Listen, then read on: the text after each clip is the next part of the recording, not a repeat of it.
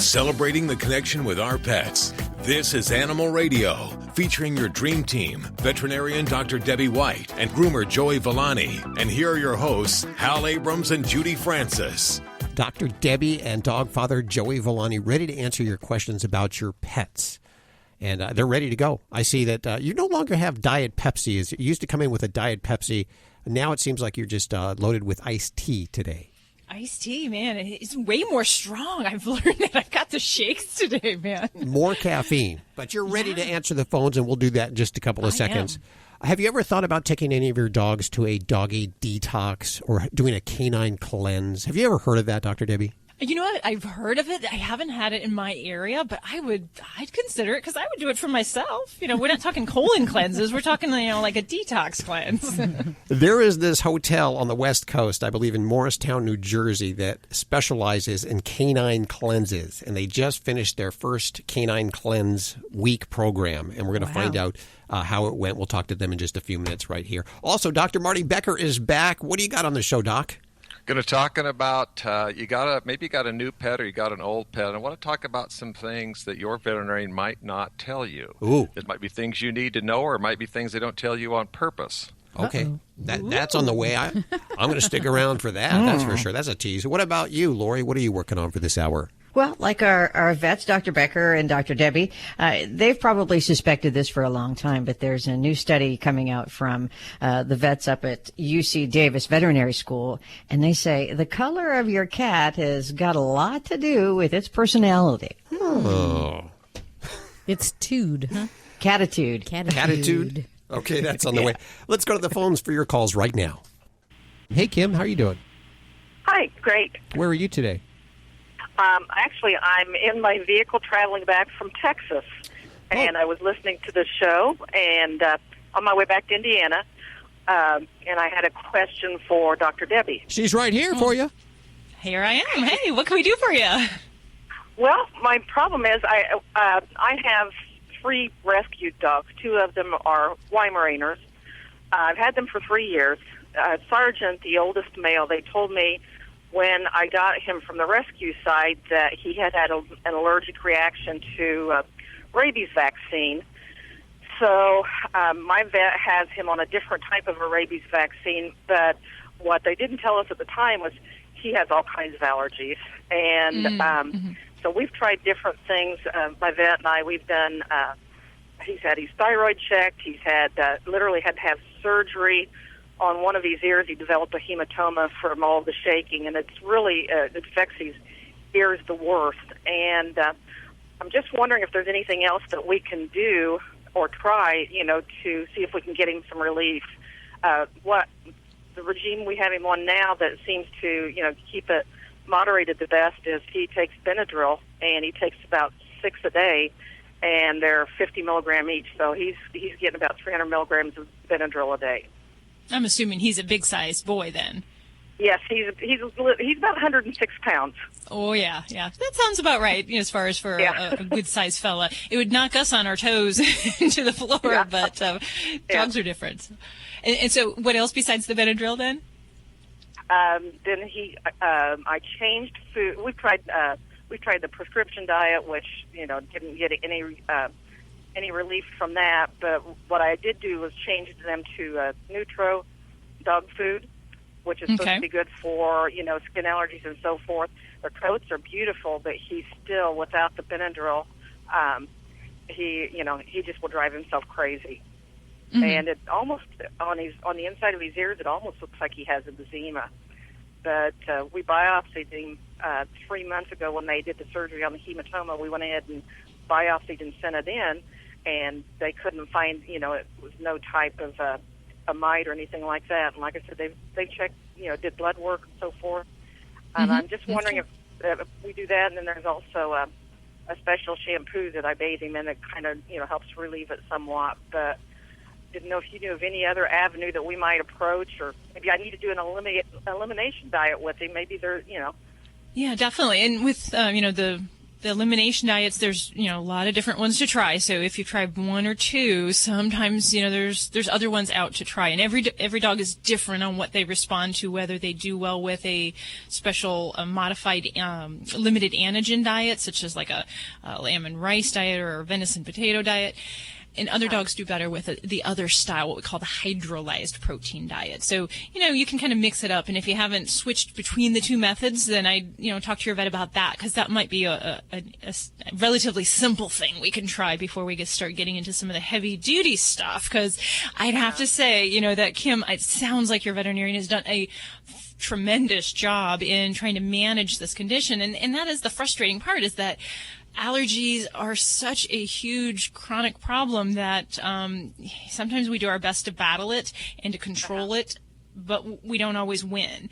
But we just try to keep the pet comfortable and to prevent some of the side effects, like the hematoma, which is basically a big blood blister on the ear that develops from a lot of scratching and infections. Oh, yeah. It was like the size of a hot dog.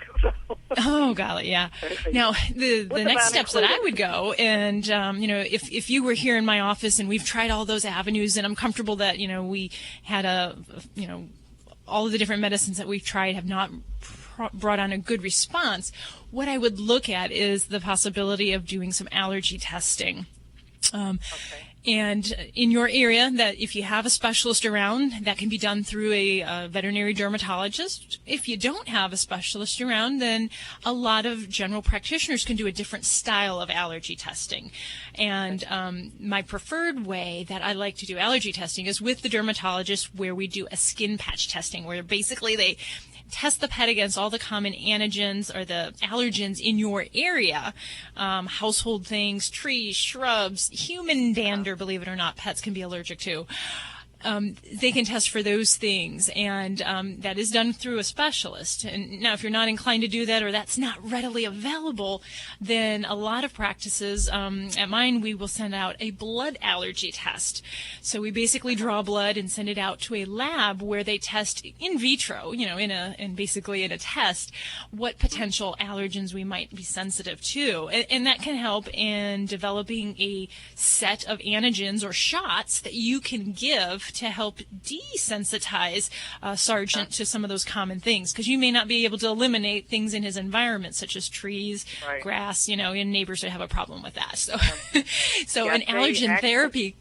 And we're able to keep him, comfortable that way, but I just feel like, okay, am I going to shut his liver down eventually with all the Benadryl?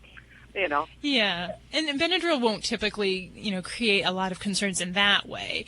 As far as if we were using heavy doses of steroids, which is kind of the next therapy that you can get into if antihistamines don't work.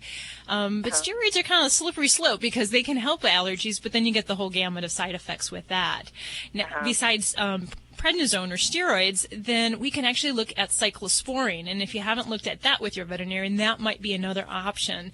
For a large dog, it can be very costly in the initial phases of starting the medicine.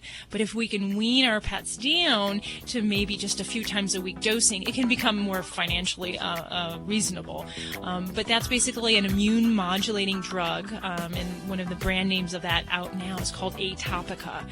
And I have a lot of success with that for allergy patients, especially if, they've been on prednisone and other therapies and just aren't getting, everything we want. So you might add that into the regimen as well. So. And it was called Atopica? Atopica. Mm-hmm. Atopica. Okay. I will broach that with her when I get back to Indiana, and because he really is a great dog, Go give him a big old hug from all of us and let us know how it turns out. I will do that. Thank you so much. Well, this portion of Animal Radio is underwritten by Fear-Free Happy Homes. Don't forget you can get your fix of Animal Radio anytime you want with the Animal Radio app for iPhone and Android. Download it now. It's made possible by Fear-Free Happy Homes, helping your pets live their happiest, healthiest, fullest lives at home, at the vet, and everywhere in between. Visit them at fearfreehappyhomes.com. And thanks, Fear-Free, for underwriting Animal Radio. You're listening to Animal Radio. Call the Dream Team now with the free Animal Radio app for iPhone and Android. Hi, This is John O'Hurley. You're listening to Animal Radio. And remember, most importantly, please spay or neuter. Hi, it's Alan Cable with another dog tip. My dog's talking to his buddy on Skype. Yeah, that poodle next door really is a snob. Hey, wait a minute. I do not smell like a human. Stop telling your friends I have fleas. I know you are, but what am I? Wouldn't it be great if you could talk to your dogs and they could talk back? A lot of people think their dogs do understand their conversation. Dogs can understand some words. There's no doubt about that. But when you have a conversation with them, they have no idea what you're talking about. We talked about how clicker training speeds up everything. There's more than one way to communicate with your dog. Hand signals with the word. If you have a dog and he knows a command, let's say sit, walk up to him right now. Think up a hand signal that you'd like to use for sit. Maybe it's a closed fist. Maybe it's a chopping motion. Whatever you choose. Every time you tell your dog to sit, use that exact hand signal. You'll notice your dog's focused even more than before on what you're doing. Dogs are always watching us, and what they're looking for is signs of leadership. Hand signals are a great way to accomplish that and to communicate with your dog. They'll also speed up the process of you teaching your dog new things. When you tell your dog he's being good, have a hand signal to go along with it. Have a hand signal for the word treat. If you take time out and watch your dog, you're going to notice your dog spends a lot of time watching you, much more than you do watching him. Eventually, you can communicate with your dog without talking at all, and you'll be amazed how fast he learns new things when you use a hand signal as well as a word for what he's already doing. Yes, we all know you were the first puppy in the litter to be housebroken. I can't repeat that. I've got hand signals for stop, down stay, sit, get behind me, heel, watch me or pay attention, treat, and good dog. My dog hates that hand signal. It's the one I used to tell him we're watching The Bachelor. Oh, you're a good dog. No, Dr. Debbie's not going to give you a shot. Get more tips at animalradio.com. You're listening to Animal Radio. If you missed any part of today's show, visit us at animalradio.com or download the Animal Radio app for iPhone and Android.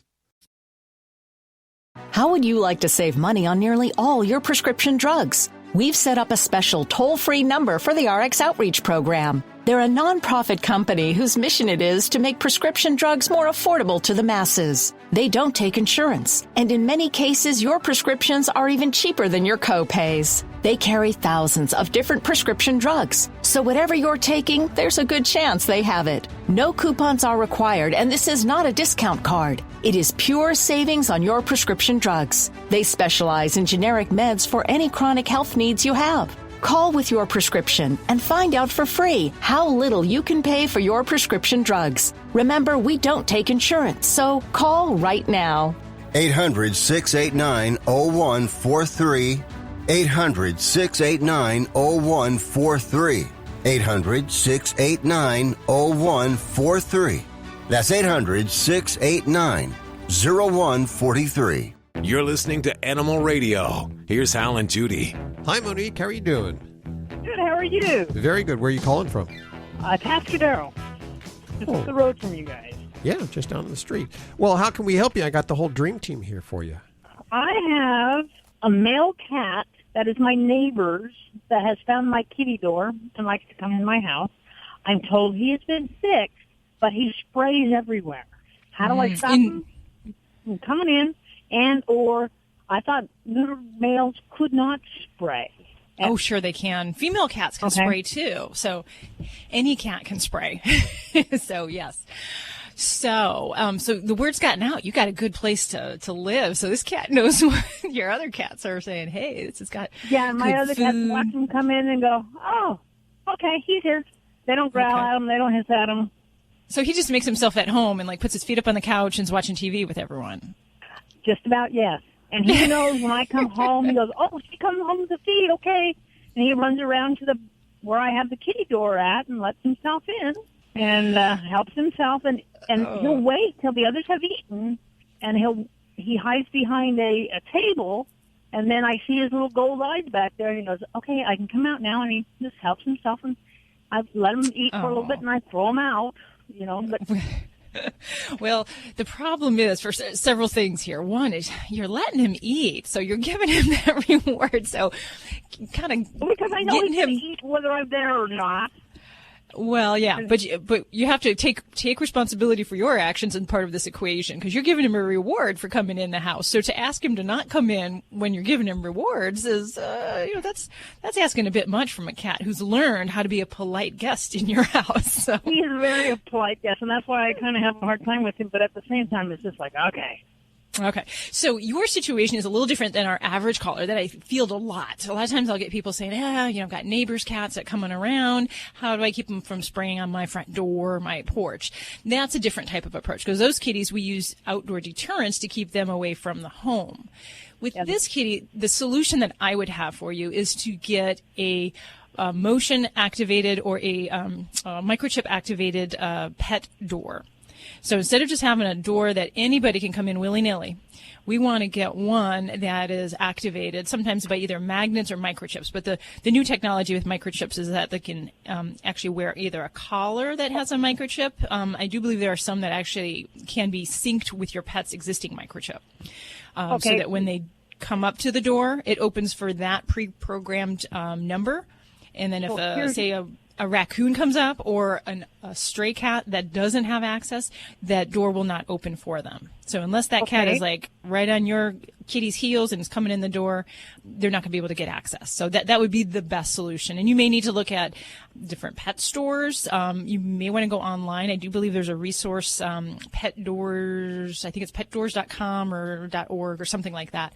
But they go through some of the different descriptions of the technology with doors. And there's a lot of things out there. So a lot of people don't know you can have this kind of limitation. So, and that also helps a little bit with security for, people or other critters. I had a client who's a pit bull ran in and killed their animals in their house, ran through the doggy door and just kind of ransacked the house. And so you can restrict that access. Up, they have to climb a couple stairs to get in to the kitty door because it's hooked onto the bathroom window, so it's not on the ground even. You got to come up a ways.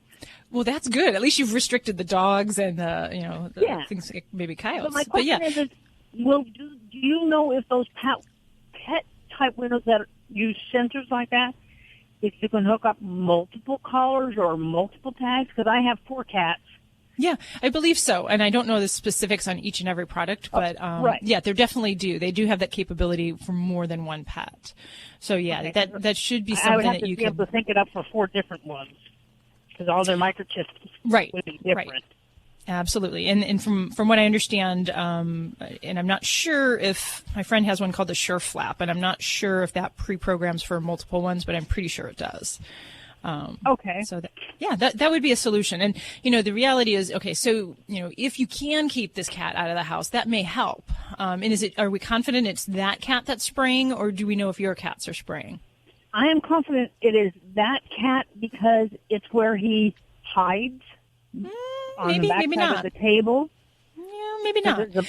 Yeah, so it doesn't necessarily, because your household, when that cat is gone, they may be coming up to that area as well and marking. So that's the challenge that we have, is when we have a territorial signal, and that's what urine marking is. It's a cat saying, "Hey, this is my zone, man. I'm marking it." It's like graffiti. It's cat graffiti on the wall. Yeah.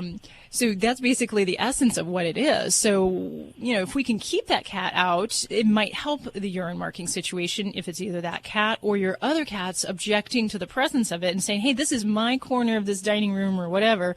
I'm going to make my scent known because I see you're over there." So it could help in either scenario. But the other things that I do recommend to do would be to just look at where your cat's resources are, litter boxes, food, water, perching sites, and make sure it's at an area that's a bit distant from the access points in the house, so like the cat door or the human door, because those are areas where a lot of times they will either see or smell outside cats. So we want to make sure those resources are comfortable, that they don't feel threatened, that they're not real visually accessible to those other animals outside. So that's just kind of a psychological change.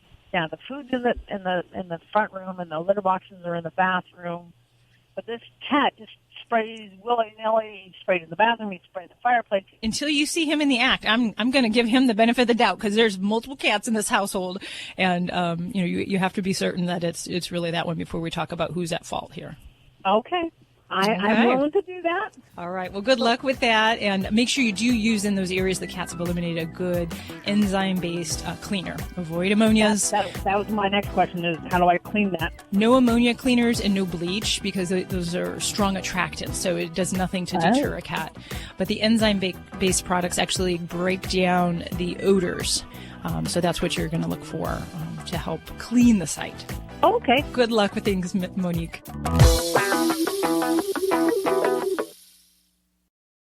If you're living with diabetes and using insulin, you know the pain of pricking your fingers over and over again. Ouch! Well, by wearing a small remote device called a continuous glucose monitor, or CGM, you can reduce the pain of pricking your fingers. If you administer insulin 3 or more times per day or use an insulin pump, call now and learn how a CGM can help you. Painless. No more pricking my finger. No finger pricks. Convenience. They delivered it free and they took care of all the paperwork. You can reduce pain right away. Plus, it's accurate, easy to use, and helps you spend more time in range. And if you have insurance, you can get a new CGM at little or no out-of-pocket cost. Call now and get free shipping of your new CGM. Plus, we'll bill your insurance for you. 800-785-1673. 800-785-1673. 800-785-1673. That's 800-785-1673.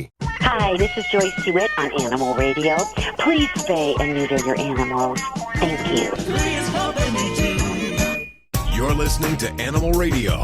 Find us at animalradio.com. Log on, learn more. This is an Animal Radio News Update. I'm Lori Brooks. A hairless terrier and an ancient North African hound are now ready to run with the pack of dog breeds that are recognized by the American Kennel Club. The AKC has announced that the American Hairless Terrier and the Slougee have joined 187 other recognized breeds. American Hairless Terriers are bare-skinned, though some have kind of short coats that do carry the hairless gene. Their rise began when a hairless puppy was born in a litter of rat terriers back in the 70s. The Slougee, also called the American Greyhound, was developed to hunt. They're kind of lean, leggy dogs that have some similarities to Salukis, and they're known for speed, endurance, and grace, but they're kind of reserved dogs. Veterinarians from the University of California at Davis have discovered that cats with calico and tortoiseshell coat patterns tend to challenge their human companions more often than cats whose fur is not so flashy. The research backs up long-standing observations among veterinarians that such cats are often difficult, you might say. The study, based on a survey of more than 1,200 cat owners, found that calicos and torties are more likely to hiss, chase, bite, swat, and even scratch humans during interactions. The UC Davis data also suggests that cats with gray and white and black and white coats are slightly more likely to engage in those behaviors as well. And researchers said they found that to be kind of surprising. Cats sporting other colors, including solid black, though, they say, display aggressive personality characteristics far less often. So if you're not familiar with cat coloring, calicos are mostly white with patches of orange and black, and torties often have coats that feature a variety of black, brown, amber, and red patches too. And because 2 X chromosomes are necessary to produce that coloring, the vast majority of both types of cats are female. I'm Lori Brooks. Get more breaking animal news anytime at animalradio.com. This has been an Animal Radio News Update. Get more at animalradio.com.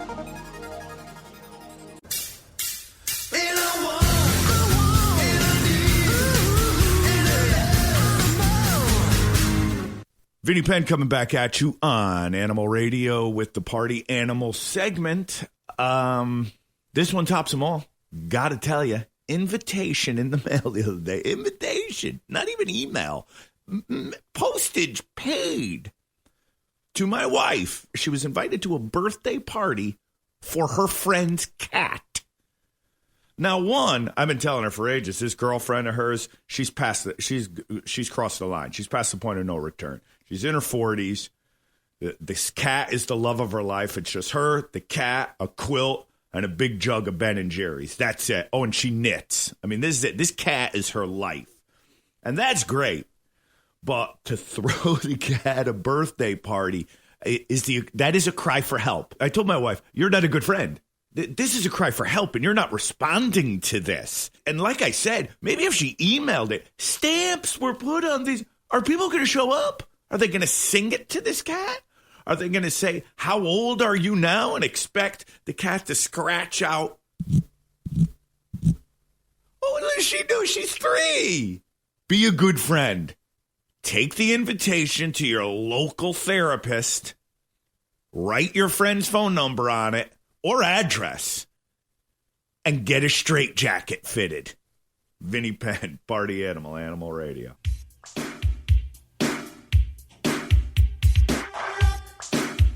You're listening to Animal Radio. If you missed any part of today's show, visit us at animalradio.com or download the Animal Radio app for iPhone and Android.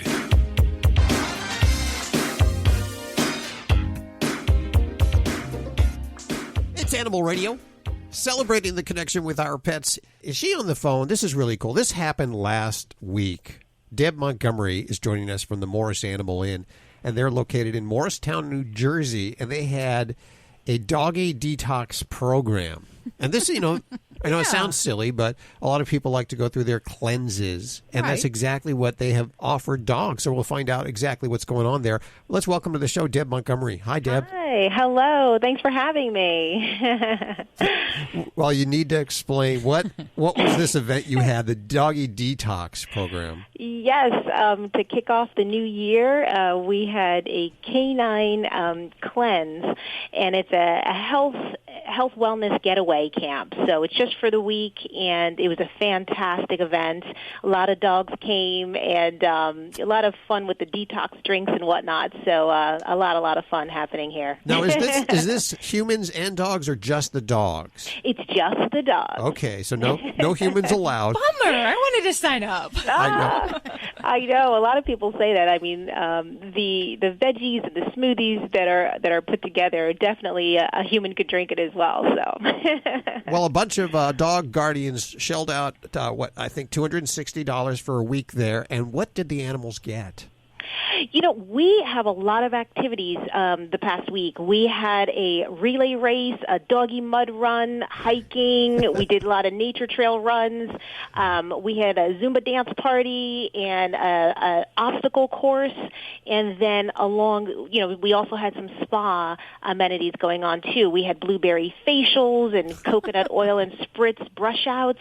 We had a lavender towel treatment. We also had baby powder belly rubs, and then a pawdicure where you're massaging the paws a little bit there. And then, of course, with the juices, we kind of mixed it up a little bit between, we had bananas and blueberry drinks, we had green bean protein shake, kale and carrots drink, apple and peanut butter blend, and like a pumpkin and yogurt as well. So we really did a lot of things, and they went home absolutely exhausted, but definitely more relaxed and healthy and happy, and clients loved it. Now, did they stay the night for the week, or was this just a day thing? Well, some of the dogs did spend the night. There is an option. It is a daycare event, but we do offer lodging as well, so we did get both. Do you offer regular daycare throughout the year? Yes, absolutely. We have throughout the year is daycare, as well as we have special events all throughout the year. So yes. How did this start? This is kind of an interesting take on a kennel. We have always believed, well, the family's been around, the business has been around since 1960, and so through the years, we really like to take care of our guests. Both dogs and cats come here, and we want to make sure that they have the best quality care, and we want to make it fun. So it's really just a fun event that we put together. We brainstormed, we did research, we talked to a lot of people, talked about to the clients as well, just to see what their needs are, and this is what we came up with. Do you think you're going to do it again next year? What we do is, we get feedback and everything. It seems like everybody loved it. It is a possibility. We do change things up all the time, though, so it's hard to really say definitely because we're always, we want to keep things new and fresh and fun. Now, can I do any of these things at home to detox my dog since I missed out on it? Oh, of course. I mean, we always recommend speaking to your veterinarian as well because, each dog is different. They have different needs, and we always recommend, small doses because, a lot of times if you're starting something brand new with your pets, I mean, they can have, diarrhea or something, you never know. Yeah. So you want to be safe and sorry. So definitely small doses. So, for example, with our kale and carrots drink that we did, if you add a little chicken broth in there, throw it in the blender, I mean, it really entices them. And, I mean, they lapped it up. They loved it. So it's definitely stuff you can do at home. Dr. Debbie, you should have one of these at your office there. I would be signing up, and I think if you threw the people in with it, you'd even get, a meditation time. Like, I was going to ask you, do you have any problems where you say have, a rogue retriever who's, being disruptive during meditation hour or something like that? We do have an energetic bunch sometimes, but by the end, I'll tell you, they're falling asleep. They're relaxed. Once we get to that point where we have the calming music and, we have the massages and, just letting them take that moment to relax, you'll be surprised how even the energetic ones tend to start to get really calm, especially with those around them. They realize, wow, and they go home. I wish you could talk to our clients too. They're so happy that because they're working all day, because they're doing things during the day, the fact that they have us to take care of that for them, when they go home and they pass out, they send us pictures of them rolled over, passed out on the couch. They're like, this is what you did for my dog. Thanks. So that's how we know we're doing okay. The website is morrisanimalinn.com. If you're in the New Jersey area or plan to be, this looks like a fabulous place to have the animals spend a few hours at. Thank you. And we'll put all that information over at animalradio.com. Thanks so much for hanging with us. Deb Montgomery, the Morris Animal Inn Marketing Manager. Check it out, a luxury pet spa and resort. I think there's another job for us. We should open up one of these over on the West Coast. On the West Coast. I'm saying. Right. Yep. Thank you. This is Animal Radio. I am the family dog, and it's that time of year again. The one where pet parents start looking for Fido-friendly hotels and destinations where Fido is welcome. Make no bones about it. Pets are part of the family, and we like to sniff out new places too, and we hate to be turned away, especially when we're on our best behavior. So we won't be left out in the cold. Be sure to pick up a copy of Fido Friendly Magazine to find the best hotels and destinations where Fido is always welcome. Go online to FidoFriendly.com and subscribe today. Hi, this is Mayim Bialik on Animal Radio. Please adopt a pet.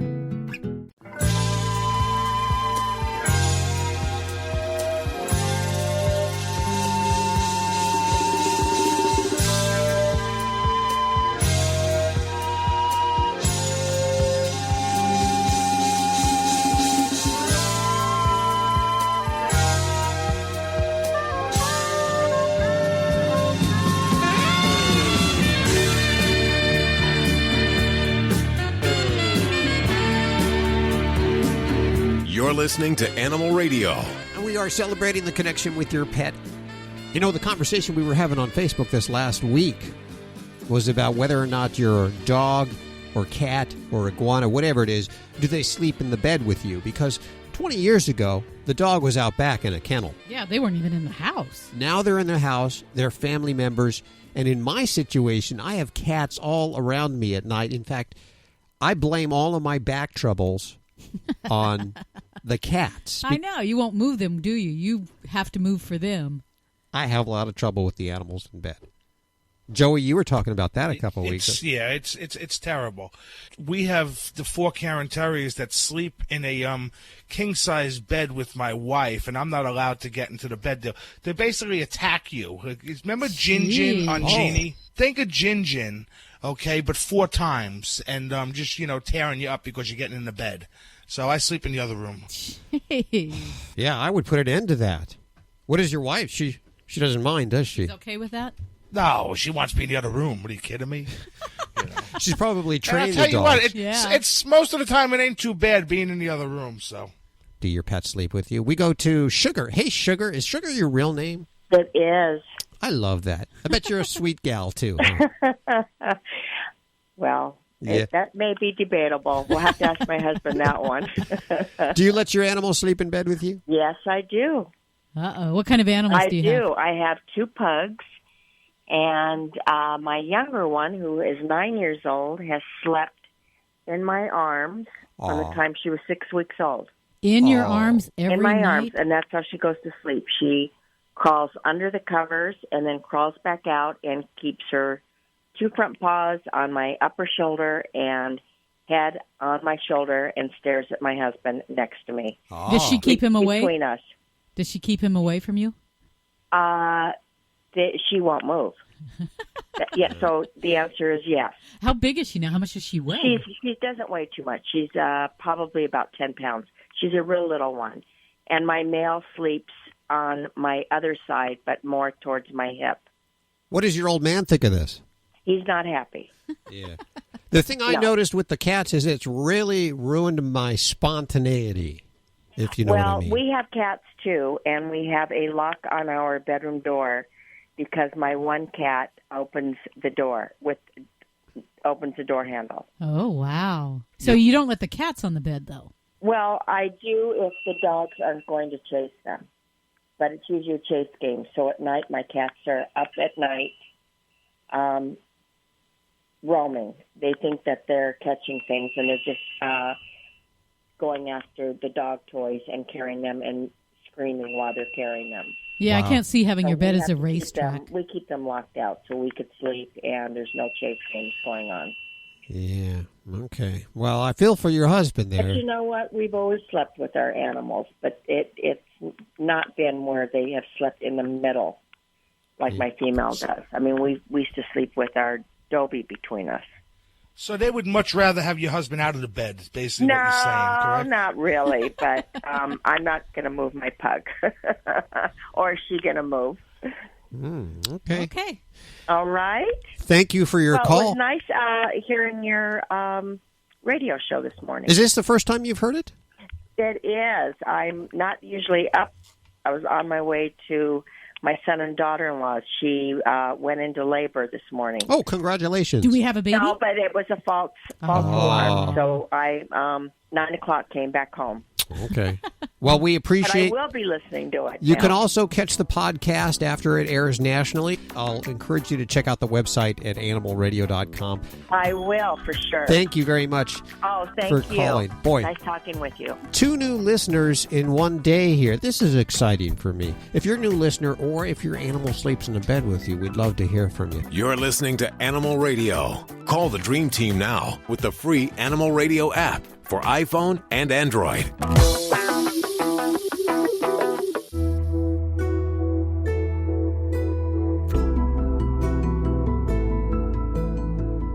How would medical researchers build the perfect needle for sensitive injections or brain tissue sampling? Of course, they'd look to nature. And where in nature would they find the perfect needle? On the sharp end of a mosquito.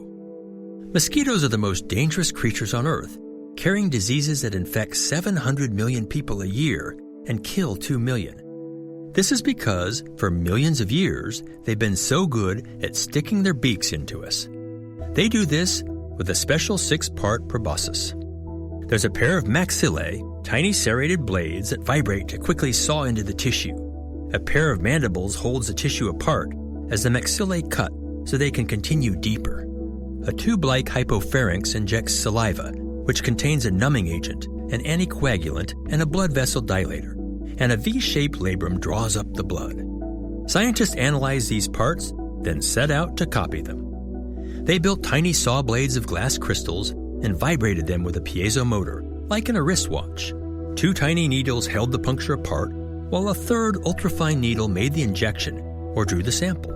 These are lubricated with a topical anesthetic and constructed to be flexible, like a mosquito's proboscis, which reduces the pressure at the puncture site by 30%. The result is a completely painless microneedle for the most sensitive uses, a comforting gift from that most bothersome insect. I'm Scott Tinker. Check out Animal Radio highlights, all the good stuff without the blah, blah, blah. Browse on over to animalradio.pet. Hi, this is Iron Chef Kat Cora on Animal Radio. Please adopt a pet.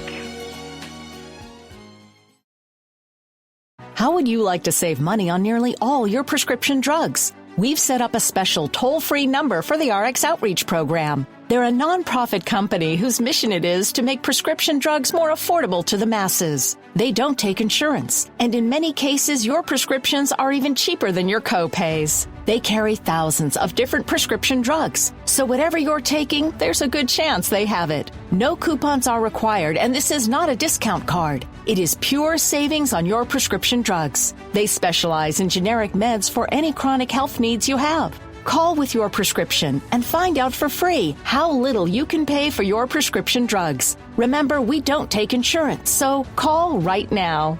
800-689-0143.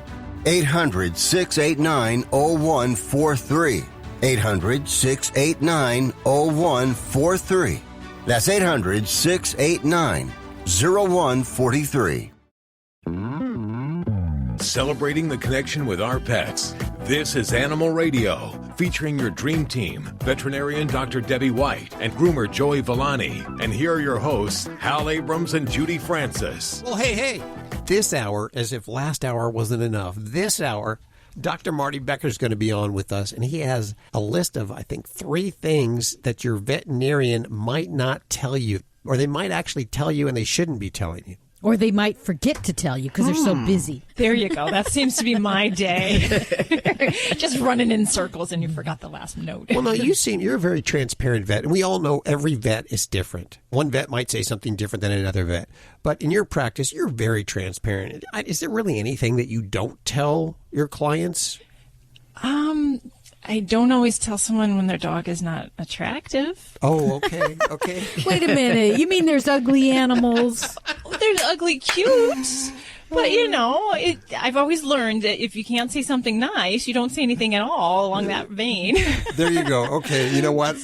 I think you still are pretty transparent. I probably wouldn't tell anybody if they had an ugly dog either, but I'm with Judy on that. It's a rarity. I've never seen an ugly dog. So yeah. Have you seen an ugly kid, though? Lots of ugly kids. Oh, yeah. Yes. We're all counting on our fingers. I can think a lot of them. Okay, well, Dr. Becker will be on, and he'll tell us those things that he believes your vet might not be telling you or shouldn't tell you. One or the other, he'll be here with that. Lori Brooks, what are you working on over there in the newsroom? Well, a little more serious vein here. Our government, I didn't know this, the USDA actually licenses animal dealers. And this is just a really ugly business. There's a new documentary out on it. But what goes on behind the scenes, we'll tell you next. Ooh, okay. Boy, this is a really engaging show today. Yes, if I didn't have to be here, I'd still be here just to listen. That's What do you say we go to the phones for your calls right now, directly from the Animal Radio app for iPhone and Android? Hey, Jesse, how you doing? I'm doing good, thank you. How can we help you? I have the whole dream team here for you. I have a 15-year-old cat who, about 2 years ago, became a diabetic. And we've been giving him about 4.5 units twice a day, and he seems to be fine up till about a couple weeks ago. We moved him up to have him retested. Numbers were in the 400s, so they increased it to 5.5 units in the morning and 5.5 units at night.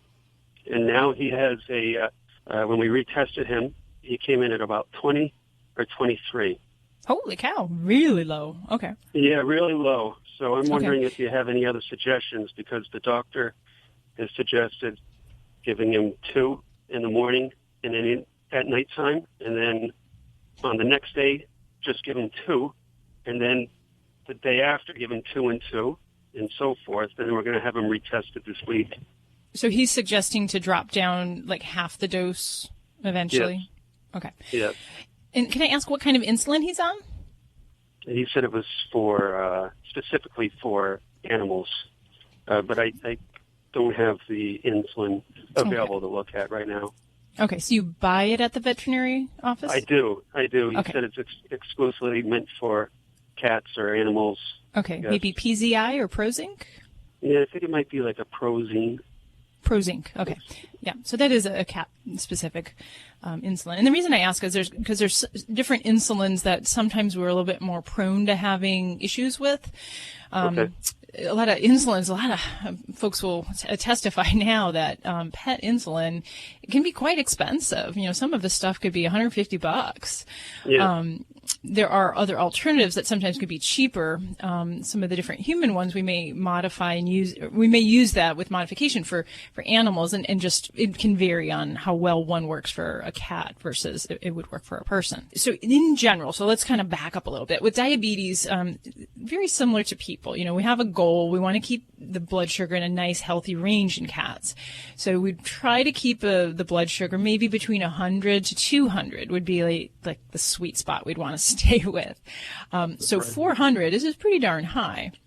20 on the other hand is exorbitantly low, so low that is at great danger for physical illness. And I was going to ask you if you had noticed that he was having any symptoms of hypoglycemia, being weak, listless, seizuring, anything of that nature. Yeah, he was falling and unable, unsteady, unable to walk, and looked dizzy.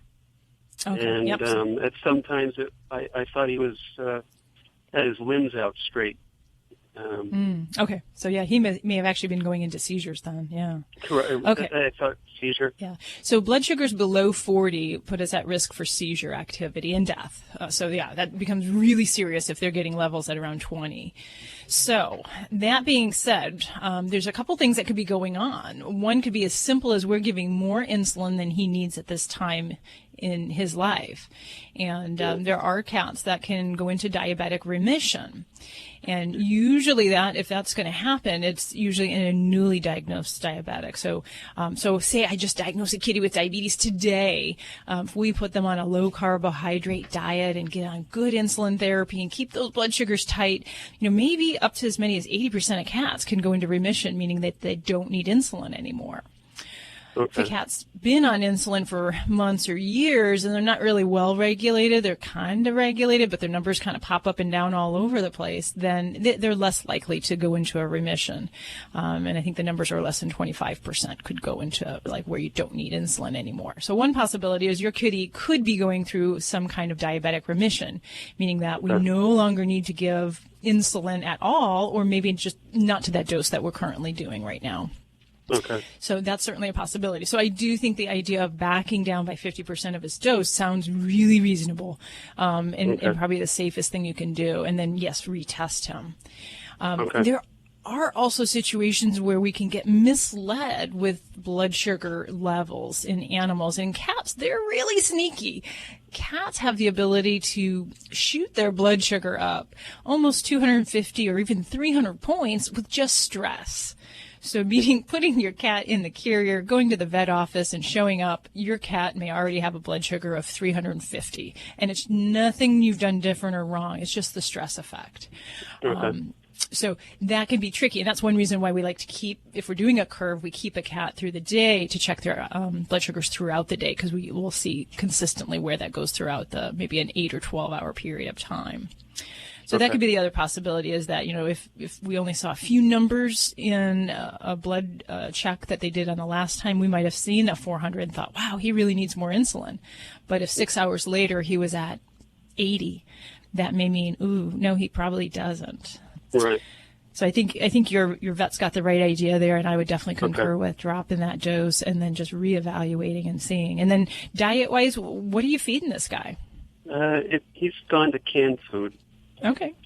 And that's where with cats, they're kind of like a lot of people that, with monitoring diet, limiting carbohydrates in their diet, we can actually, in many of these kitties, get them either off insulin or decrease the amount they need.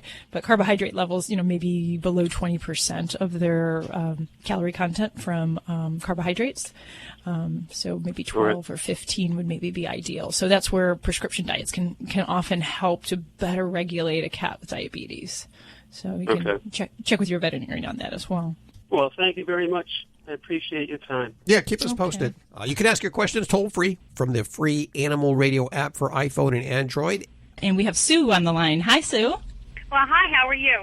I'm doing great. Where are you calling us from? Tampa, Florida. What's going on? I'm calling about a dog that I adopted from the animal shelter in November. And I was visiting him. Well, actually, I'm a dog walker, and I fell in love with him last summer, and I brought him home in November. He's a 5-year-old lab Catahoula mix, and he's a great dog, love him to death. But I live here with my husband, and my daughter and her husband live with us temporarily. And this dog seems to be confused who his owner is, I think. Is that possible? How so? Well, what's he doing? He follows me around when I'm here by myself with him. But when my son-in-law walks in, he just takes off. And he won't come to me when I call or anything. It's like he thinks he's his dog, and he's mine. And that bothers you, huh?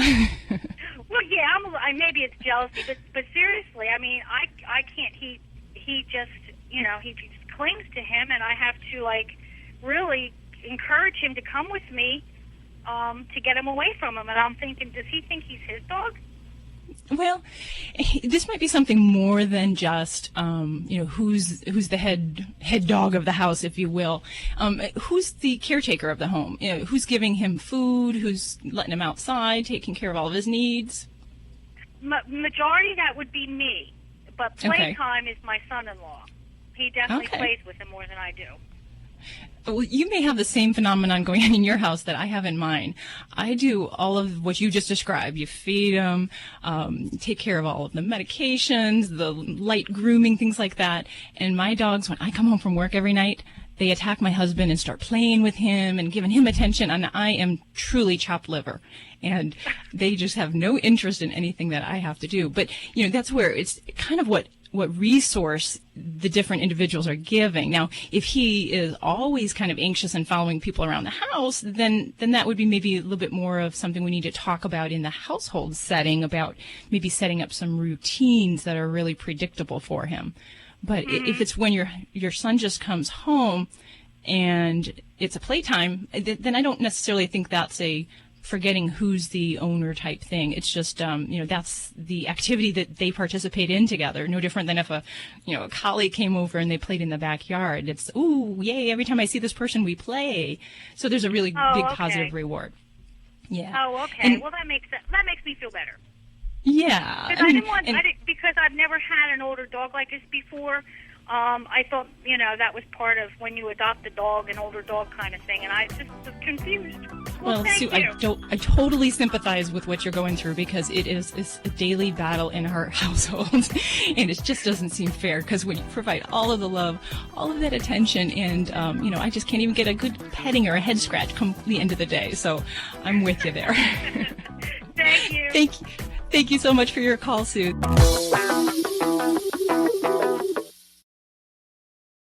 If you're living with diabetes and using insulin, you know the pain of pricking your fingers over and over again. Ouch! Well, by wearing a small remote device called a continuous glucose monitor, or CGM, you can reduce the pain of pricking your fingers. If you administer insulin 3 or more times per day or use an insulin pump, call now and learn how a CGM can help you. Painless. No more pricking my finger. No finger pricks. Convenience. They delivered it free and they took care of all the paperwork. You can reduce pain right away. Plus, it's accurate, easy to use, and helps you spend more time in range. And if you have insurance, you can get a new CGM at little or no out-of-pocket cost. Call now and get free shipping of your new CGM. Plus, we'll bill your insurance for you. 800-785-1673. 800-785-1673. 800-785-1673. That's 800-785-1673. Hi, this is Justin Silver from CBS's Dogs in the City here on Animal Radio, just reminding you to always stay new to your pets. You're listening to Animal Radio. Call the Dream Team now with the free Animal Radio app for iPhone and Android. It's Animal Radio. And if you look onto your phone, or if you're old school in your wallet, and all the pictures you have are of your pet, none of your spouse or any of your human friends, then this is your show, Animal Radio. We're all just a little bit crazy about our animals here, and we'd love to talk to you about it, especially if you're having a problem. We have Dr. Debbie here to answer your vet medical questions. And if it's a grooming issue, we have dog father Joey Villani. Lori, what are you working on over there in the newsroom? Well, another government story. Government agency going to be putting out something that all of us pet lovers are going to love. We'll tell you what it is on the way. The government, huh? Mm-hmm. Okay.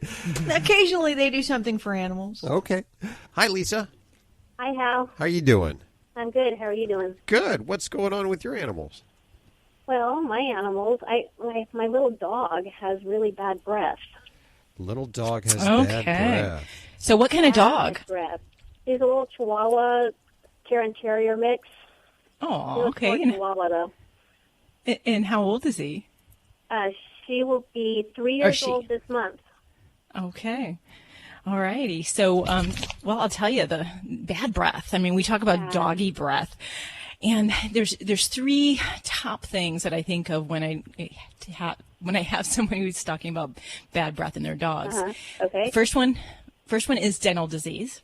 Okay. Second one is dental disease. And, really? Okay. And the third one is dental disease. I'm you're writing all three down too. Yes. Well, and it's just a known fact. By 2 years of age, over 75% of dogs and cats already have some degree of dental disease present. Yeah. Okay. And we may not always see it. It may not be something that's jumping out at us, but it is there. And the reason is really because the teeth there's above the gum line and below the gum line. And only 40% of the tooth is above the gum line, what you can see. Okay. So that means that there is processes going on underneath the gum line. So we have bacterial film, we get plaque buildup, and then we get this, more mineralized tartar with time. Okay. So, especially in a Chihuahua, because they do have a lot of typical dental problems. So at that age, I would certainly be talking about doing a dental cleaning. Okay. And it's more than just, if there's not a lot of tartar, there's other stuff we do. So we do full oral charting, and that means we're basically going to kind of probe under the gum lines. We're going to look for pockets along the teeth, which can indicate periodontal disease, and a lot of times we'll get odor from bacteria down in those pockets. Okay. So that's an important thing. And also, the veterinarian will check and make sure that the tonsils look good, that there's no masses or anything like that. That could be also be contributing to the odor. Okay. And I do make jests, saying everything's due to dental disease, but the other types of things that can cause bad breath tend to be more medical in nature. So we might be looking at, GI disease, gastric reflux. We might have something like diabetes or kidney disease. Sinus infections, things like that. So those, in a younger dog, we might think a little less of, and I definitely would focus my radar on the dental health. My friend recommended giving my dog greenies. What do you think? Well, I think that's something that we can use to go along with complete oral care, but it is not a replacement for dental cleanings or for, other types of home care. So once I do have a dog that's had his teeth cleaned, then I definitely do follow up with whatever we can do at home to help him stay clean and also to keep, the bacteria and the Does that include like brushing teeth? Absolutely. And the best thing that can be done for home care is teeth brushing. That's the best thing. And we want to do that every couple days because the soft kind of plaque will become mineralized within about 3 days if we don't dislodge it. So can we get real just for just a second? Do you do that with Boss? You know what? I do have a toothbrush, and we do brush his teeth, but the frequency of which is not what I recommend. Okay. So just checking. It's my husband's job. I will say that. Okay. He's the one supposed to be doing that. So, but yes, that's the best thing you can do. But there's some other great home care products. Some through your veterinarian, and then some might be over the counter. And your veterinarian will have products that have ingredients like chlorhexidine, which is a antimicrobial solution that you can apply to the gums, and it helps to decrease the odor and the bacteria in the mouth, and can help to keep that plaque from building up. So there's a lot of different forms for that.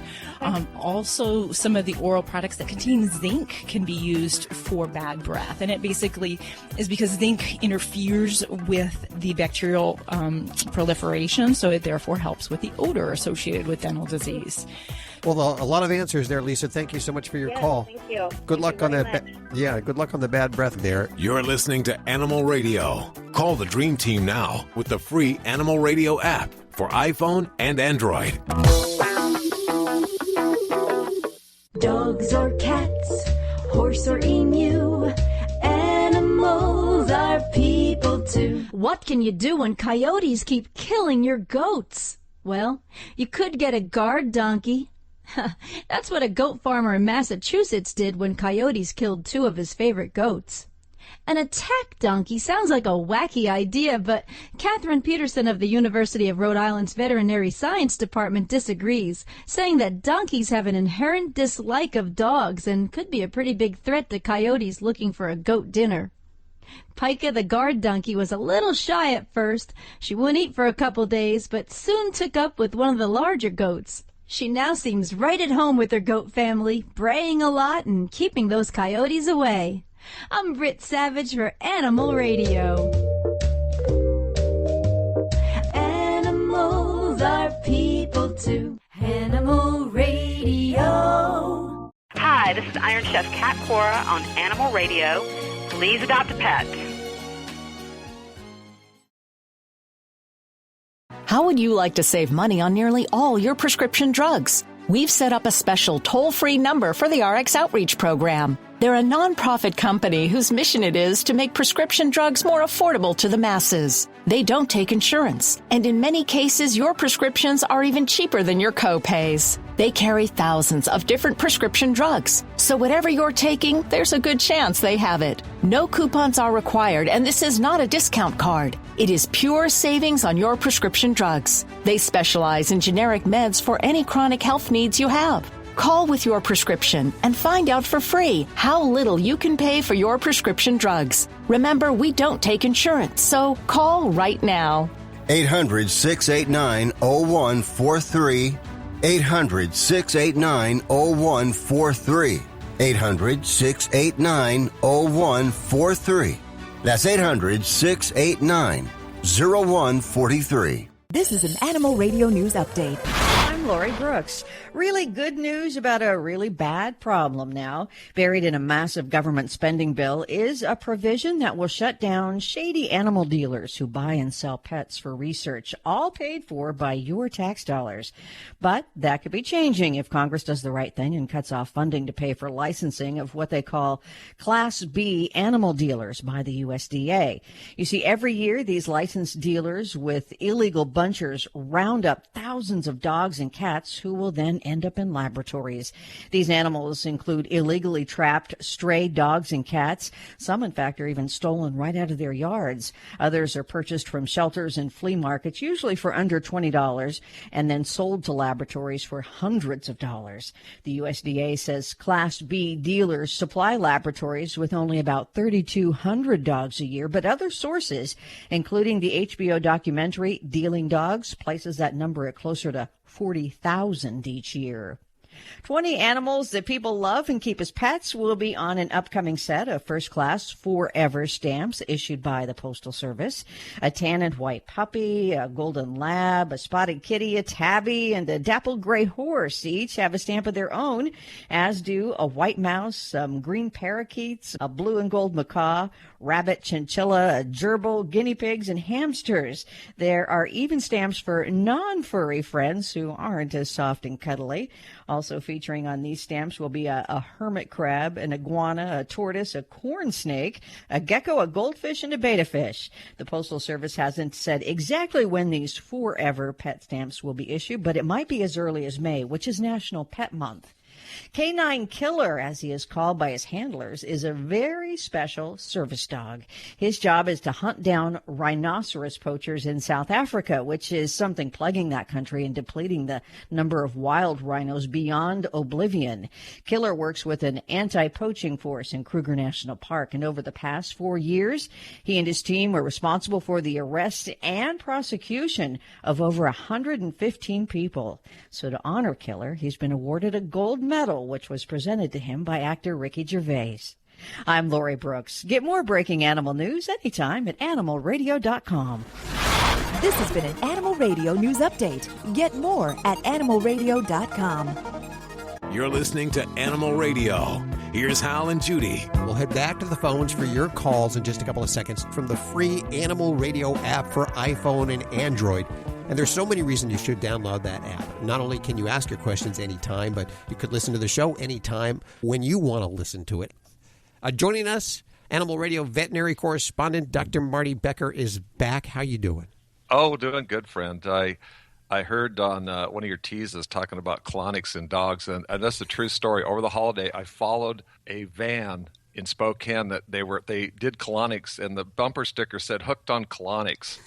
Man, I can't get that thing out of my mind. Hooked on colonics. A mobile colonic van, huh? Yeah, mobile colonic van. Yeah, that goes to your home or business. But you know, one thing is funny. They do quite a few fecal transplants in dogs now. I heard about that. Yeah, that's something that's really oncoming. But here's what I want to talk about.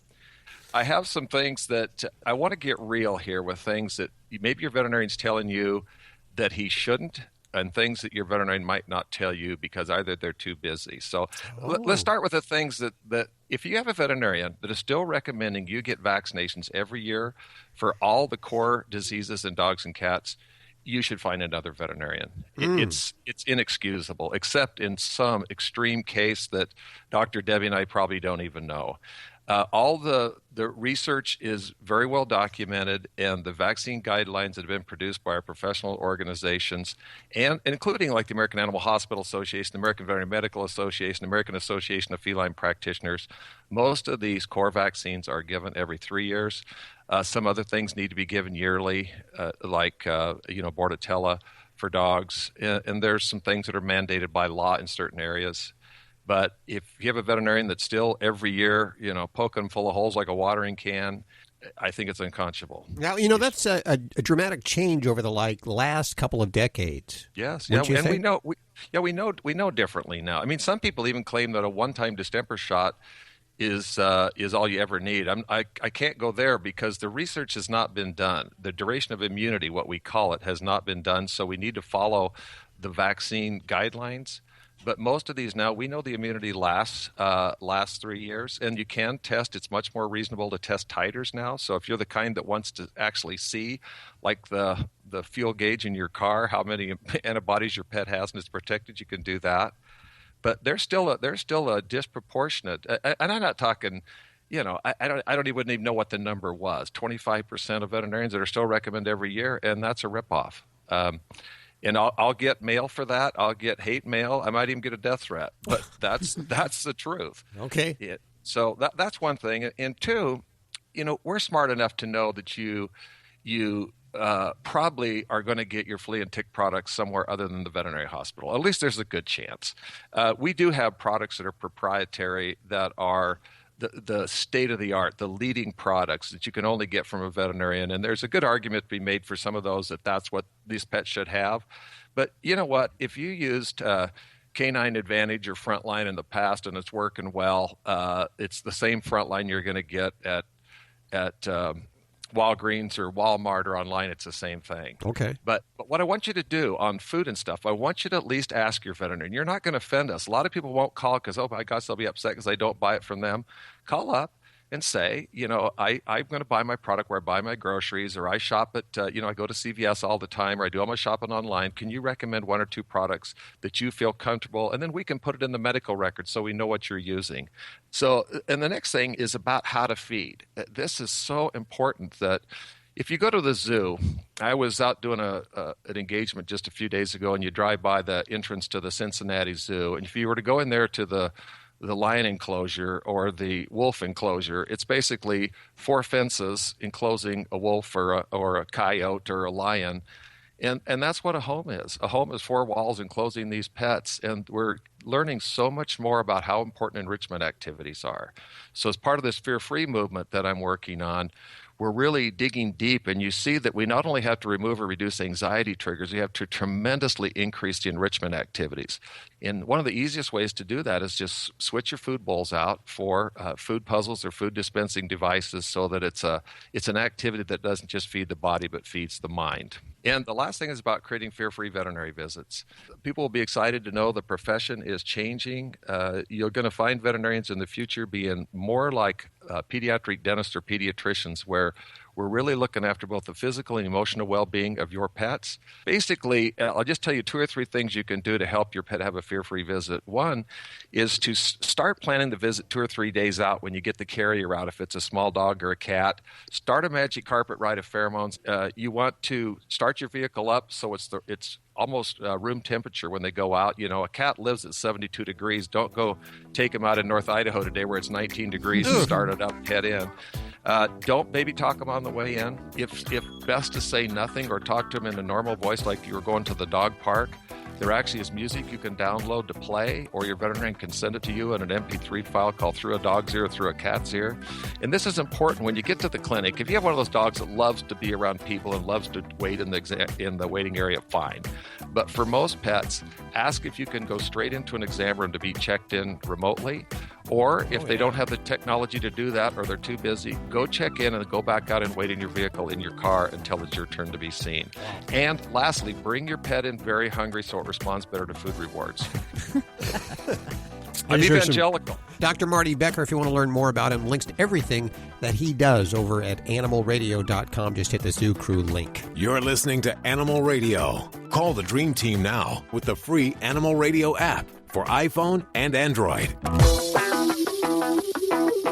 Hi, it's Alan Cable with another dog tip. Last week I promised to tell you what dogs need the most, and that it wasn't love. The first is something we call socialization. So from the time he's a little puppy, make sure to bring him around as many people and as many different dogs as you possibly can, and put him in as many different situations as you can. Take him on walks, take him to the dog park so that he comes in contact with many different people, kids, and other dogs. This will help you raise a calm, secure, confident dog. Number 2 on the list, my neighbor Jason's dog sitting. He'll help illustrate. Jason, are you scared of that dog?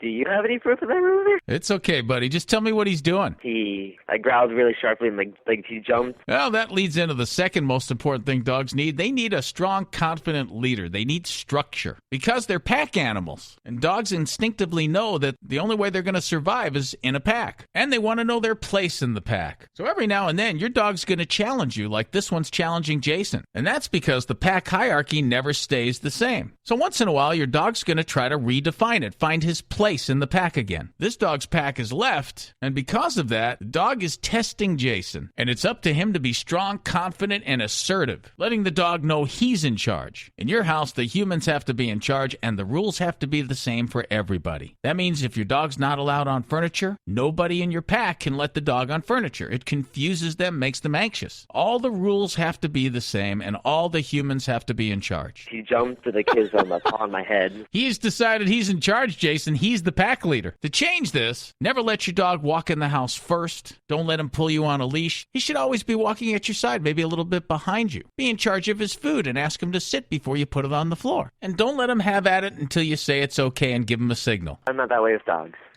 Well, you need to learn how to do that, buddy. It's simple. I don't have a dog. Well, you don't need a dog. You just have to speak dog. I'm going to go over to the neighbor's house and help Jason out.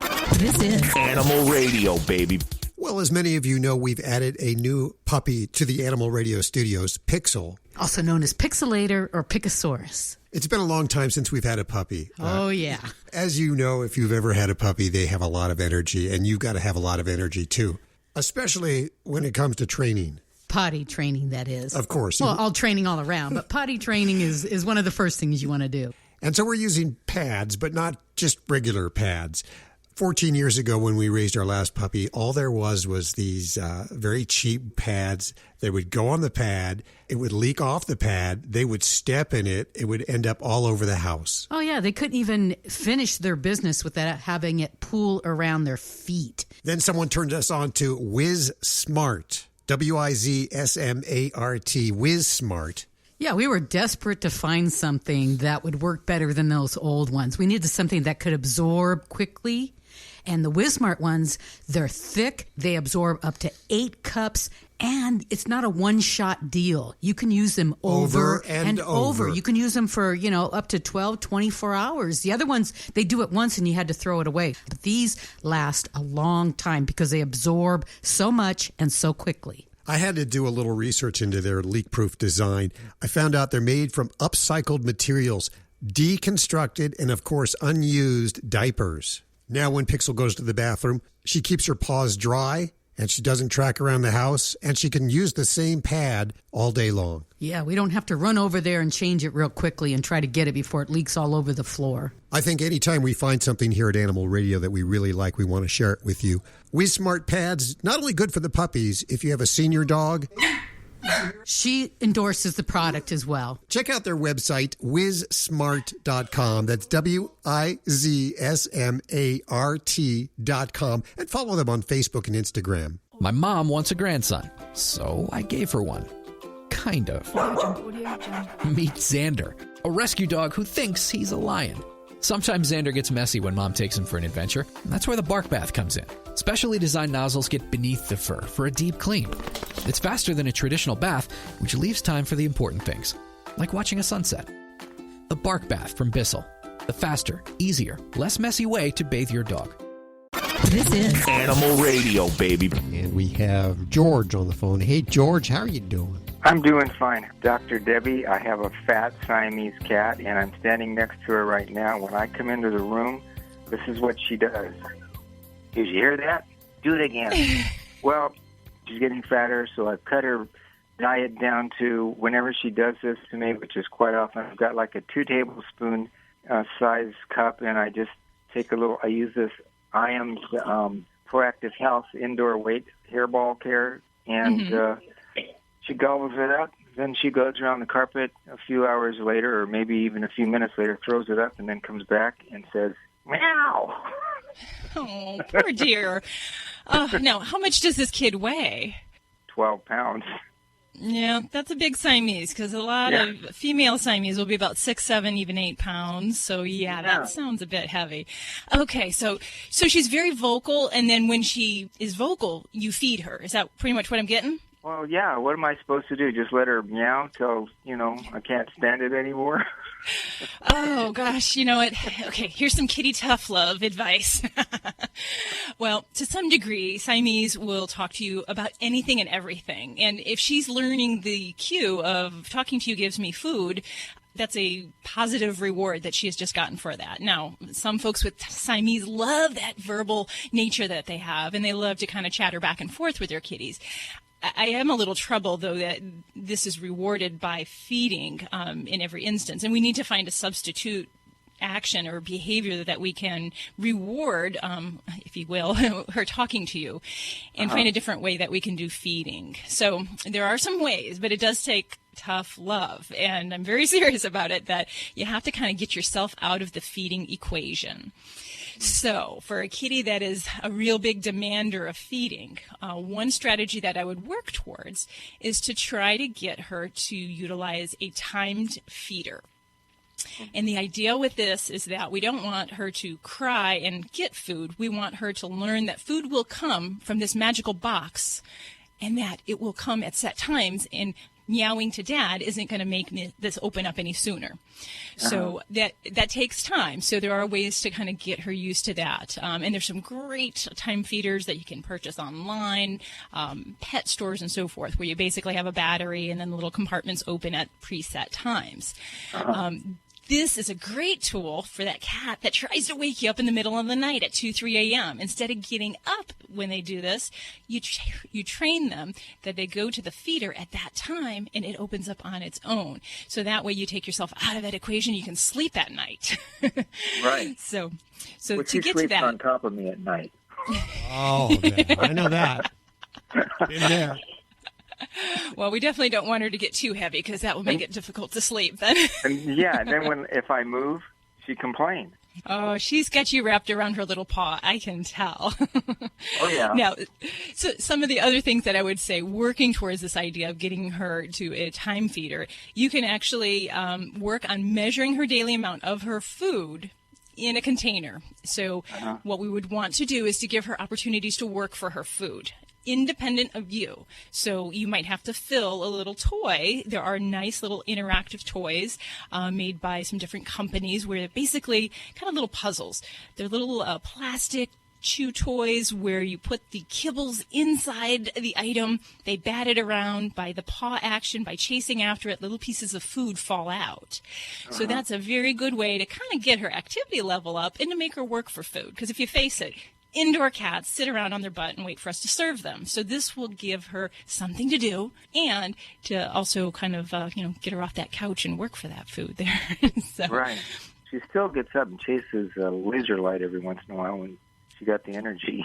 Good.